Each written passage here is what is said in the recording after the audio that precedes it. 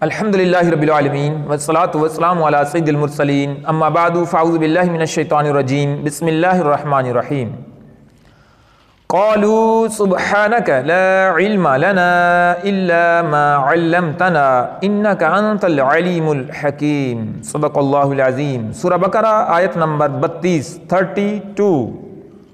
ترجمہ کنز العرفان۔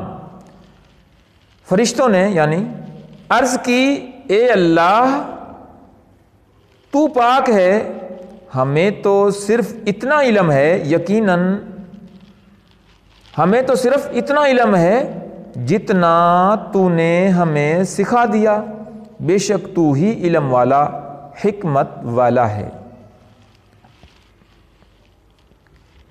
لا علم لنا الا ما علمتنا، ہمیں صرف اتنا علم ہے جتنا تو نے ہمیں سکھا دیا۔ اس آیت کی تفسیر میں حضرت آدم علیہ السلام کے علمی فضل و کمال کو دیکھ کر فرشتوں نے بارگاہ الہی میں اپنے عجز کا اعتراف کیا اور اس بات کا اظہار کیا کہ ان کا سوال اعتراض کرنے کے لیے نہ تھا بلکہ حکمت معلوم کرنے کے لیے تھا، اور اب انہیں انسان کی فضیلت اور اس کی پیدائش کی حکمت معلوم ہو گئی جس کو وہ پہلے نہ جانتے تھے۔